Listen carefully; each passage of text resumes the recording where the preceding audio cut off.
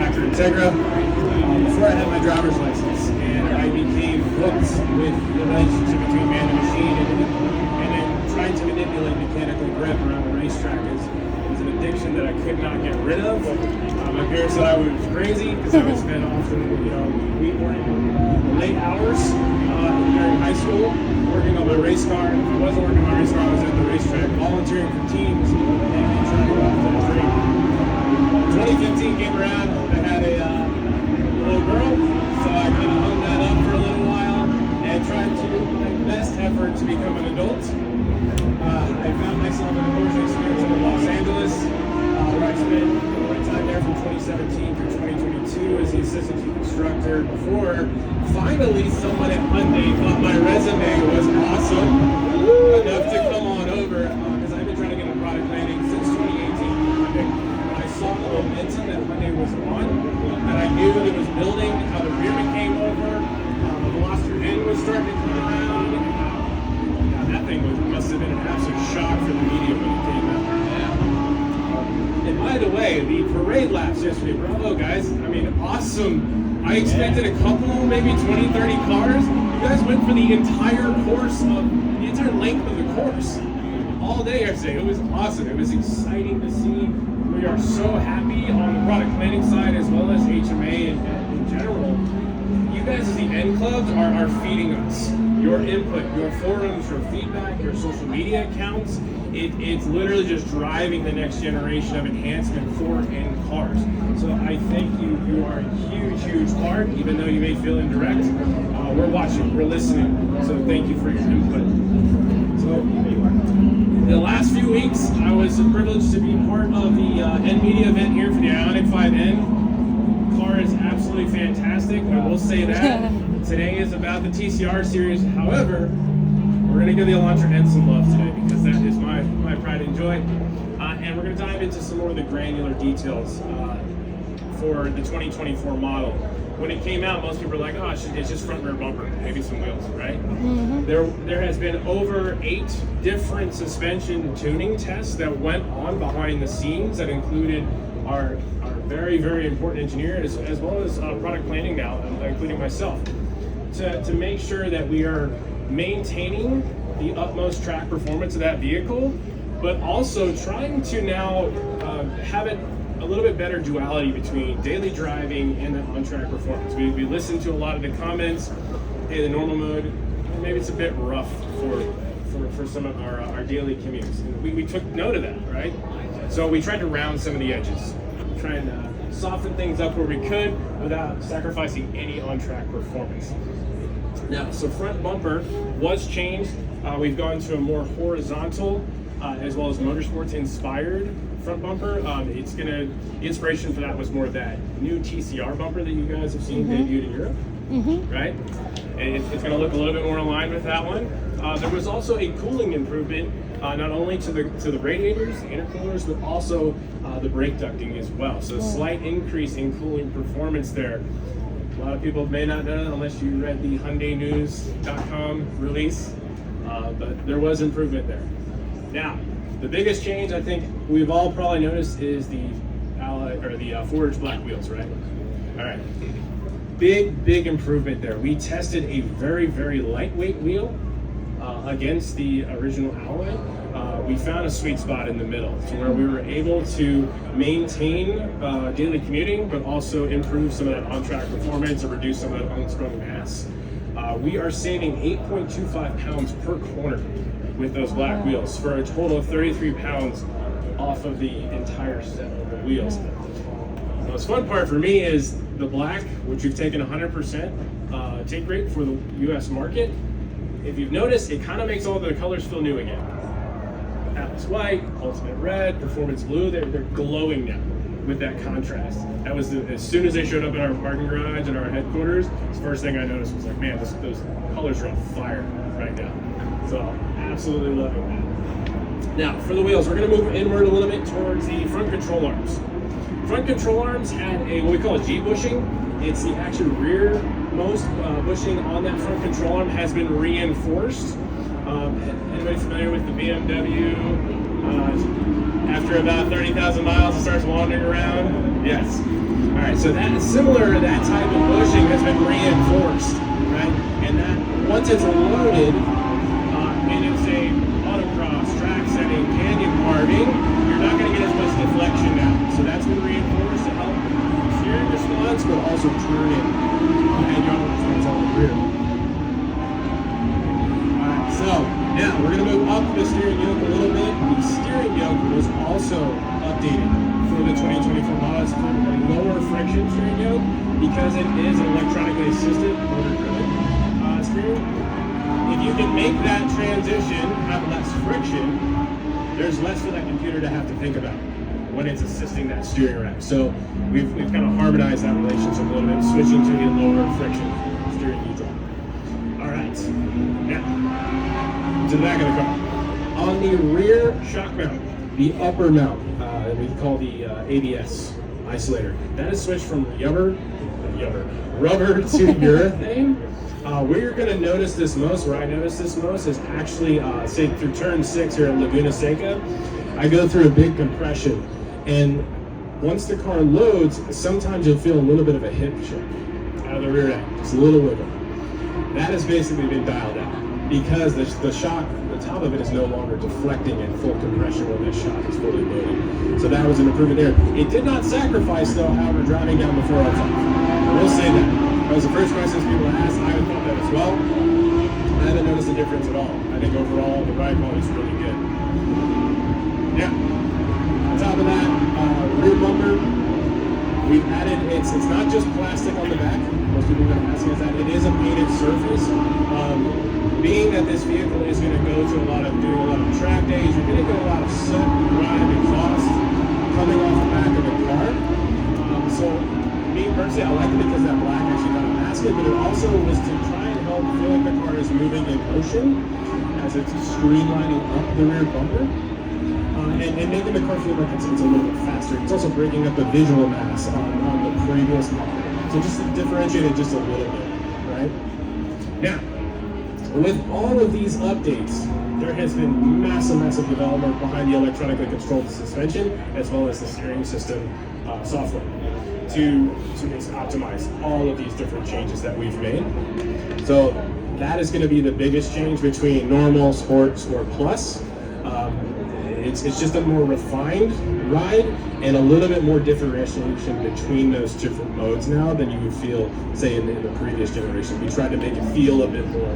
When you go to sport plus, it's stiffer, but I'm not sure if I can tell. So now you should be able to feel quite a big difference. And moving on to some of the final pieces, the manual car. So on both the manual and the DCT as well, that lower front engine mount. So I see there's a lot of forums when they switch to a fully hard mount, right? Unfortunately, when you switch to a fully hard mount, that energy has to go somewhere, right? And it's going to lead to premature failure of something else. So we haven't gone to a solid mount, but we have gone to reinforce that to try and reduce that wheel hop. Again, from all of you making comments, that was something that was updated. That's not something we wouldn't know without you guys, right? We're out here doing a couple laps and going, this car's great. You guys are living with it every single day. That was a pretty hot topic on the forum, so we did something about it, right? So that's been reinforced. You're going to feel that most notably on the manual car when you're shifting. Those shifts are a lot more smooth. I was just going to ask, what's the reinforcement that you've done? Is that like in the form of a different bushing? So in terms of like the, so you said the durometer of the rubber itself has been kind of beefed up. It's got a little bit of a workout, right? So it doesn't have so much deflection. Because I think anyone that has tried to do a pretty hard pull at the top of first gear and the dashboard starts shaking up like that. Yeah. So we tried to, especially in the rain, we tried to eliminate some of that. But without going again to a full hard mount, because obviously that energy is going to go somewhere.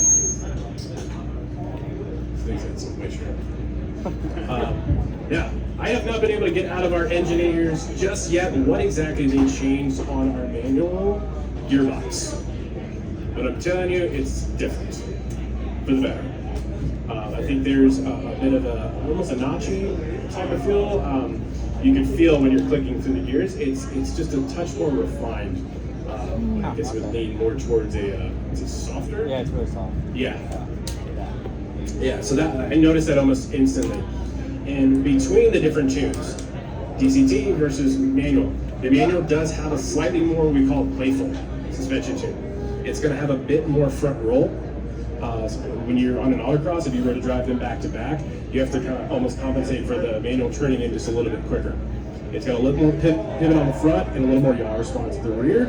However, if you're going for ultimate lap time, the DCT car is going to be the way to go. Because it's a manual car, like these people are going to be canyon carving, they want to feel a bit more emotion, so we have a slightly more playful tune on the manual version versus the DCT. That is pretty much, I believe, sums up just about all the basically the granular updates of the Elantra N. Any step forward? Step forward, is that better? Where's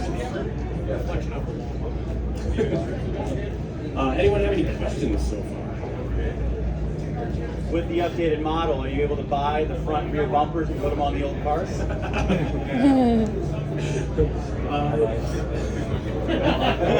When we get them from across the way, we'll let you know. HyundaiPartsDeal.com. Oh, I was gonna say this. I think you guys would know better than us at this point. Yeah, sometimes it's a little difficult for us to get parts. Hey, thanks for doing this, by the way. Quick question for I know Albert Bierman was one of the starting and design engineers. Does he still have input in the Yes. Yeah, so even though he is, I guess you would say retired, he's still on board as a kind of a consultant. So we're wondering, the i5N comes out, are we still going to feel that same lively spirit? Oh, yeah. I think as soon as I got in the Elantra N on a track setting, I immediately felt, because I grew up in a lot of BMWs and built them into a lot of race cars, I immediately recognized that type of handling characteristic, and I was so shocked at the amount of oversteer that we had on demand in a front-wheel drive car. So moving to the Ioniq 5N, and by the way, Kona N is awesome. You need Kona N here? Yes. Love that. Whatever that weird, quirky little SUV track beast is that they I love that thing. But when the Ioniq 5N came out, we were curious, the same team, can be just as fun? Absolutely down to that car. I mean, it turns in like a rally car, and then you've got all this front motor to pull you out. Once it starts to rotate in, throw into any shift as well. You've got a really immersive experience now that makes you forget it's an EV. I think it's really game changing for the EV market and the EV space in general. So yes, long answer to yes. Thank you.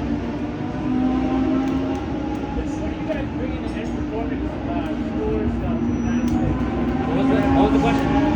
I promise you I'm the first in line to fight for it. Yes. Like all of you, us on the product training floor, I have never worked with a larger group of absolute gearheads that are so enthusiastic about driving, racing, cars in general. It's kind of non-existent in the OEM space, and when I moved from my motorsports career over to the corporate side of the house, I was a little concerned if am I still going to have the same conversations with a lot of people, and I can tell you the answer is yes. Our entire floor is big on how do we make that for the US market. I can't give you a definitive answer, but it's something we are definitely trying desperately to deliver. Theoretically, can the suspension updates be applied to 23? I don't think you're going to get a Hyundai dealer to do it. Theoretically, I'm sure you possibly could if you guys have a graphing up. You're at a racetrack full of engineers. It's only a matter of time, I think, for some of you guys to figure it out.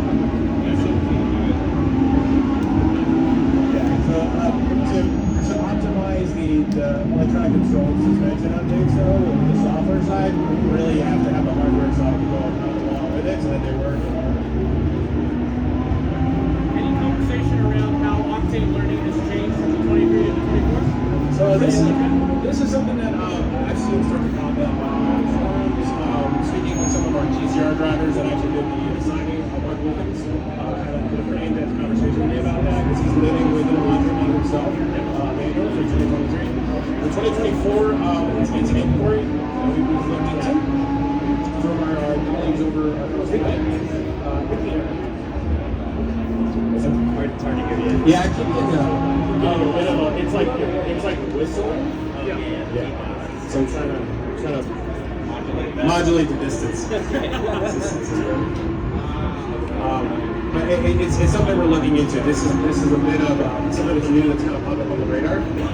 Again, from all of you. Because you're living with the car daily. We typically drive it, we do some testing, and then we go. Right? I have a launch and then an order.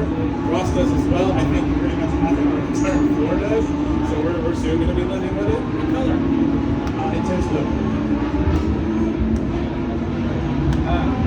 Can you talk a little bit about like oil temps and like what you guys see on the track, or how you feel about like a oil cooler will help those temperatures, or are the temperatures that you see on the track high or approaching too high? I mean, in terms of like California proving grounds, where we're out in the middle of the desert, we haven't seen anything peak too hot over say 260 or so. And the cooling on a $35,000 car is kind of unheard of to have this cooling capacity, this braking capacity. I know when I was growing up, I had to buy a car and then spend 10 to 15 grand, right, just to make it last at the track. And then typically when I got done with all those modifications, it wasn't very comfortable to drive. So at current, I mean, I can say I went in June of last year, did 2 full days of testing at the California Proving Grounds. I got heat stroke while I was there, but the car did great. So I can say I did not outlast the car. To answer your question, it did really well. And with the slight improved cooling on the new motorsports drive from Bumper, that's certainly helped.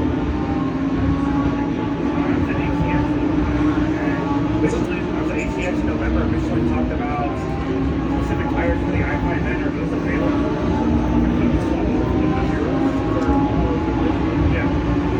So the question was, is there going to be an approved tire from Michelin for the Ioniq 5N? Currently our partnership is with Pirelli, and that is the approved tire for that vehicle. As of right now, that's pretty much where that relationship is. Huh? Yeah, they do have a size limit. We've driven them. That's good. With the updates to the car, are you seeing slightly improved lap times, or what's the performance difference between like 22, 23 to 24? So I think the biggest difference in terms of lap times you're going to see if you're doing autocrossing, having that instant yaw response out back with that rubber to urethane top shot isolator, as well as the front control on G-bushing, and a little less chatter coming off the line in autocross, you're going to see an improvement in time. Out on track, once you're at higher speed, I think the car is a little bit more drivable over high speed undulations. So, and I think it's dependent on the driver. If the driver is more comfortable, the lap time's going to come, right? If you're jarring to the corner and you're kind of alarmed, you might lift, you might cause yourself a tenth or two. So I don't have back-to-back test comparisons. I just know at the limit, the car is much easier to drive. I would say much, but slightly improved. The biggest difference that we focused on for 2024 was making sure that normal mode was much more comfort for those of us that are in our mid-30s and still dropping our daughters off in school and our Elantra heads.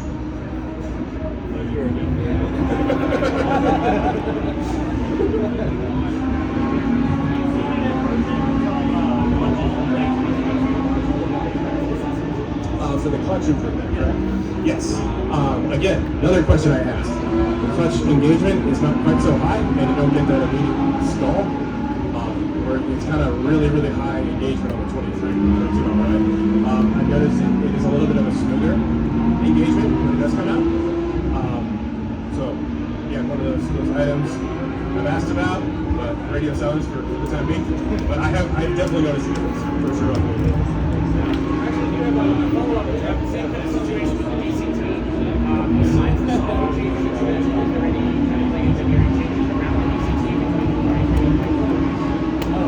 So the question was around software changes to the DCT. So yes, the short answer is yes. Anytime we go through a cycle of doing ECS tuning, power steering, any type of engine management shift patterns. So with that improvement, with the reinforced bushing on the lower part of the engine now, you're going to be subtle changes to the deflection tuning in terms of how and when it applies torque. But are you going to feel it? Probably not. Is the shift performance better on the DCT? Absolutely. You're going to feel it between years. It's just a more refined experience.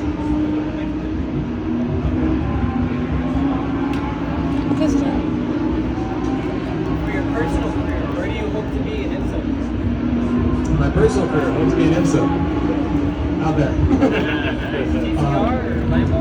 Yeah, I think, so the dream was always to go racing. 2015 came around, I moved out here to California. I got addicted to the weather, so packed up a U-Haul, broke my lease, and came out with my wife. My daughter came around, but at the time I was working for Freedom Motorsport.